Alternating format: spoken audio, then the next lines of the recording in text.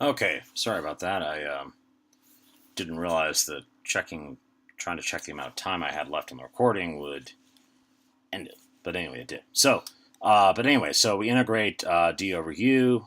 Du over u, we get natural log of u, and the integration limits are, of course, from u equals just f naught to u equals f naught minus kv. So if we're confident that u is always going to be positive, we can drop the absolute value bars. Here we can be because when this thing reaches its terminal velocity, you're going to be at the point where f naught and kv are equal in magnitude. And that's going to happen only when v gets high enough. But I guess what I'm saying is that this is never going to be negative. You're going to accelerate, you're going to have positive acceleration as v increases until this thing reaches the point where it's equal to f naught, which actually will never happen. But you can say, even if you got to the point where v was big enough that these two terms were equal, then your acceleration would be zero, and v wouldn't change at all, you just stay there. So it's a guarantee that f naught minus kv is always going to be greater than or equal to zero. And in fact, you can, if you really want to, even more rigorously prove that it's always going to be positive. But whatever, that's good enough for us to drop the absolute value, certainly. So this is going to be equal then to m over k times the natural log of, and then we could do natural log, like we could put brackets around this and go natural log of this minus natural log of this. But when you do enough of these, you get to the point where you sort of instinctively apply this identity that the natural log, or the difference between two natural logs, is actually just the natural log of the ratio of their arguments. So you would get to this.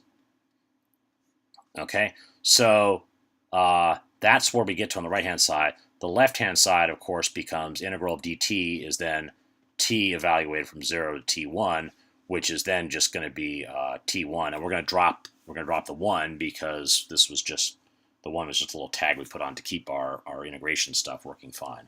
So what we get then is t, let's see, let me back that up here, t equals this. Actually, what I could do is say, how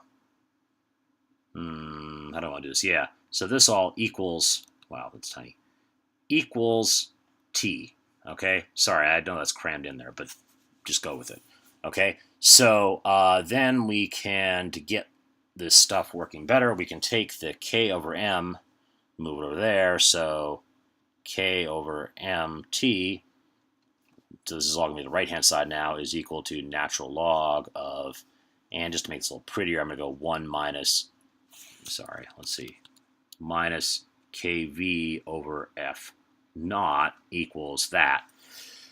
Take the exponential of both sides, or take e to both sides, and what you get then is 1 minus kv over f naught equals e to the kt over m. Where else do we go? Let's see. So then that's going to get us to kv over f naught equals, is this going to be right? Yeah. 1 minus e to the kt over m. And then finally, what that is going to get us to, at long last, is v. And we were asked here to determine v is a function of time. So I'm going to get v of t equals, and then we just flop this part over. So that's going to be f naught over k times 1 minus e to the kt over m. Okay, so that there is your answer. Now, one thing that I'll tell you, I'm just going to say, Mr. Hannum loves him some plots. Okay, so what I want to do now is take this, and I'm actually going to take this guy and move it up to here. That's our answer. And then I'm going to erase everything else. So if you want it, hit screenshot now because it's going away.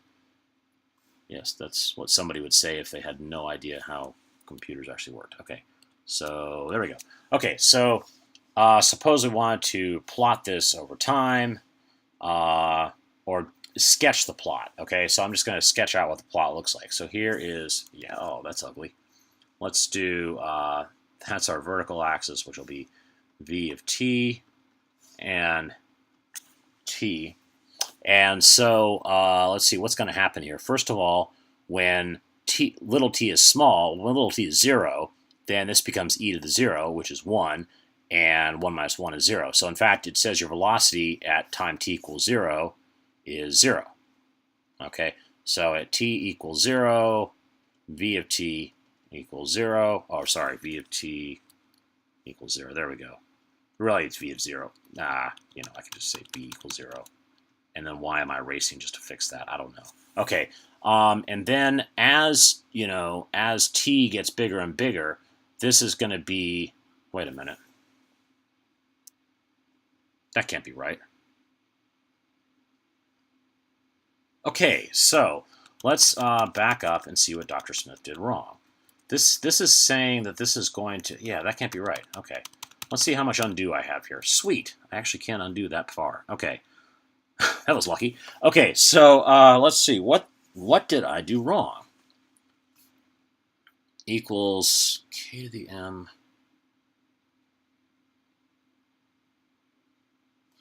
I feel as though there should be a negative here.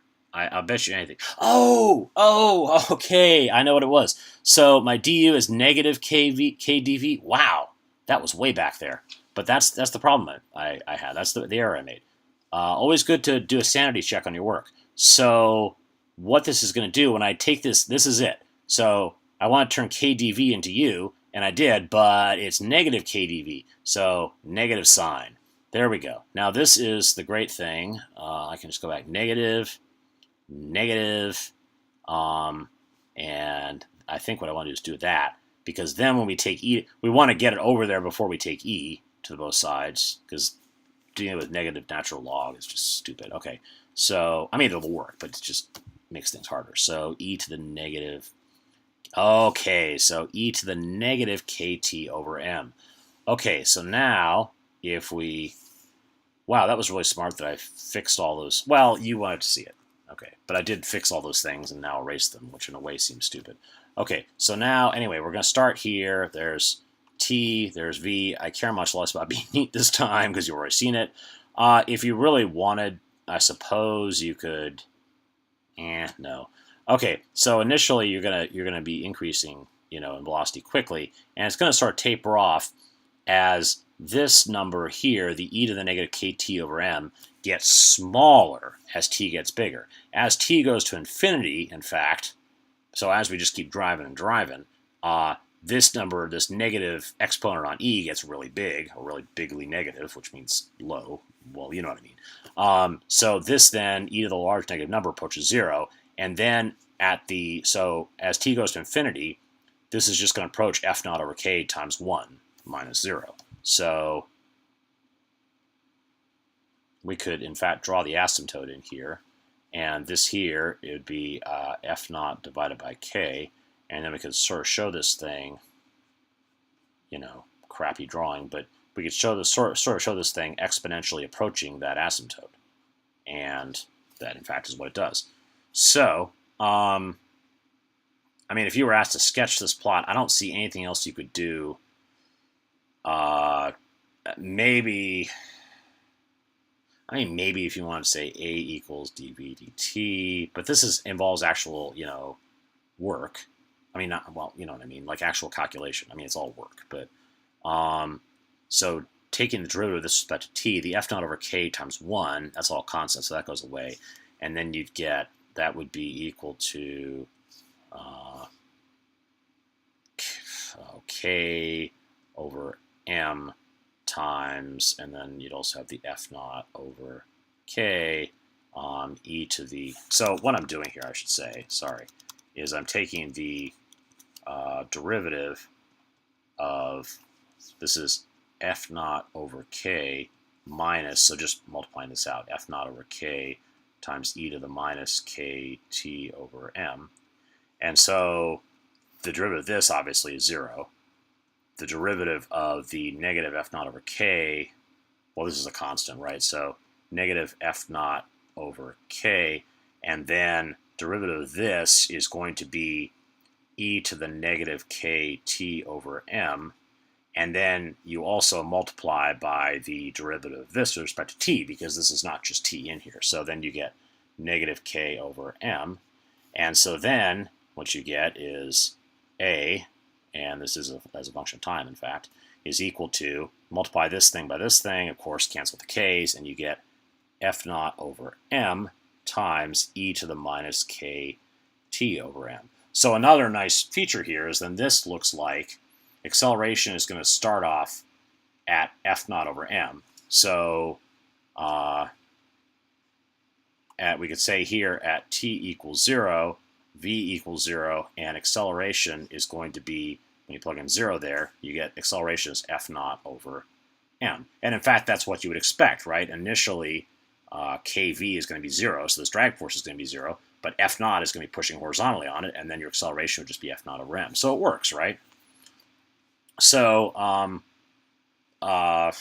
there you go. I mean, so I guess that's what you could say, but even writing this in and writing this is probably, overkill. What if we were asked to sketch a plot? This will be good. You show the exponential approach to this asymptote, or the exponential decay to this asymptote, and you identify what the asymptote is, and you identify the initial condition. At least show that. Well, I mean, it's obvious in this plot that t equals 0, v equals 0, right? That's really all you can show. So if you've shown that it's an exponential decay, label the asymptote and identify it, calculate what the asymptote is, show the initial position, that's all you can really be expected to do. So this all is just extra. Okay. Anyway, I think I'm at the point now where I'm just talking about the problem without adding anything to it. So I'm going to stop now, post this, and hope this helps. Good luck with the test tomorrow.